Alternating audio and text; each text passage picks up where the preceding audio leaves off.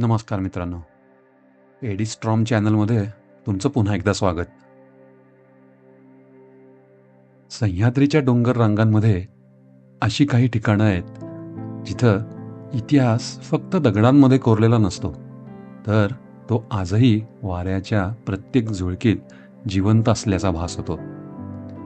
अशाच एका पवित्र भूमीवर आज आपण आलो आहोत, रायरेश्वर.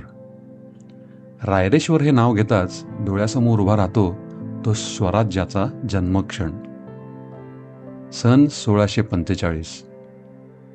वयाच्या अवघ्या 16व्या वर्षी शिवबा राजानं आपल्या मावळ्यांसमवेत याच रायरेश्वराच्या पठारावर हिंदवी स्वराज्य स्थापनेची शपथ घेतली, अशी ऐतिहासिक परंपरा सांगितली जाते. त्या काळी महाराष्ट्रावर परकीय सत्तांचं राज्य होतं. जनतेवर अन्याय होत होता. परंतु एका तरुणानं परिस्थिती स्वीकारण्याऐवजी ती बदलण्याचं स्वप्न पाहिलं. याच भूमीवर उभं राहून त्याने एक संकल्प केला आणि त्या संकल्पातून पुढे जन्म झाला छत्रपती शिवाजी महाराजांच्या स्वराज्याचा. आज रायरेश्वरला भेट देताना आपण केवळ एका ट्रेकसाठी येत नाही, तर स्वराज्याच्या जन्मभूमीला अभिवादन करण्यासाठी येतो.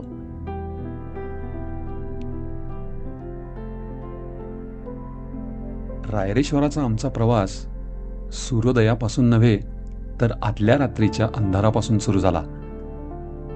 पहाटेच्या आधीची ती वेळ, सभोवताली दाट जंगल, आकाशात तारे आणि हातात फक्त हेडलॅम्पचा प्रकाश.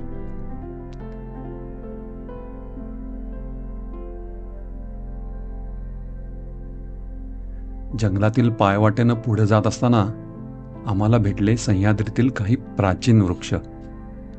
त्यांच्या वाकलेल्या फांद्या आणि जमिनीत खोलवर रुजलेल्या मुळांकडे पाहताना असं वाटत होतं जणू हे वृक्ष शेकडो वर्षापासून या परिसराच्या इतिहासाचे मूक साक्षीदार आहेत.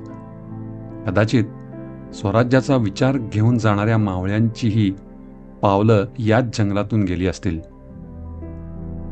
अंधारात पुढे जात असताना सभोवताली अनेक अनोळखी आवाज ऐकू येत होते.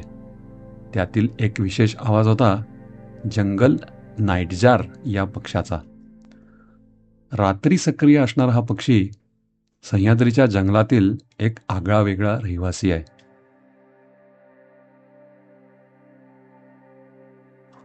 पहाट जवळ येऊ लागली तसा जंगलाचा रंग बदलू लागला. हळूहळू पक्ष्यांची चाहूल लागली. याच दरम्यान आम्हाला पफ थ्रोटेड बॅबलर या पक्ष्याचं निरीक्षण करण्याची संधी मिळाली. ट्रेक म्हणजे फक्त एका शिखरावर पोचणं नव्हे, तर त्या परिसरातील प्रत्येक जीवसृष्टीचा अनुभव घेणं असतं. आणि रायरेश्वर यासाठी एक समृद्ध जग आहे. काही काळाच्या चढाईनंतर आम्ही पठाराच्या दिशेनं वर पोचू लागलो.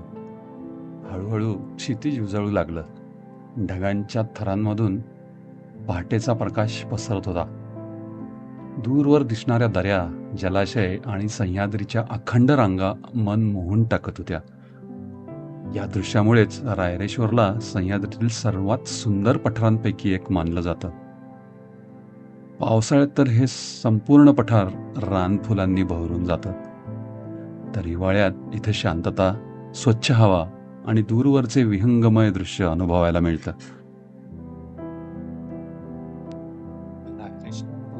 नाखिंडीकडे जाणारी वाट हा या ट्रेकचा आणखीन एक सुंदर भाग आहे. नाखिंड म्हणजे दोन डोंगरांच्या मधील नैसर्गिक खिंड. या मार्गावरून चालताना सह्याद्रीचे रौद्र आणि रम्य असे दोन्ही रूप अनुभवायला मिळतं. एका बाजूला खोल दऱ्या, तर दुसऱ्या बाजूला विस्तीर्ण पठार.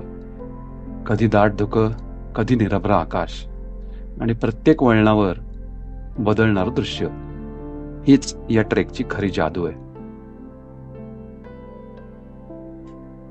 रायरेश्वर नाखिंड हा ट्रेक फक्त एक साहसी प्रवास नाही, तर तो एक इतिहास आहे, निसर्ग आणि आत्मचिंतन यांचा संगमही आहे.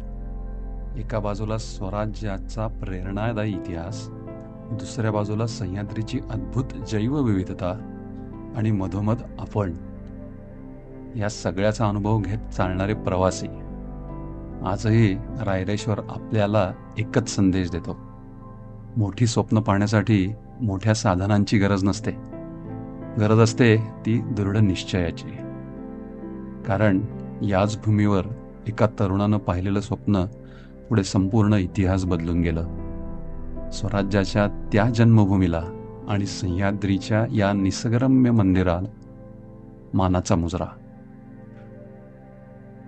व्हिडिओ आवडला असेल तर लाईक करा, शेअर करा आणि एडिस्ट्रॉम चॅनलला सबस्क्राईब करायला विसरू नका. पुन्हा भेटूया सह्याद्रीच्या आणखीन एक ऐतिहासिक वाटेवर.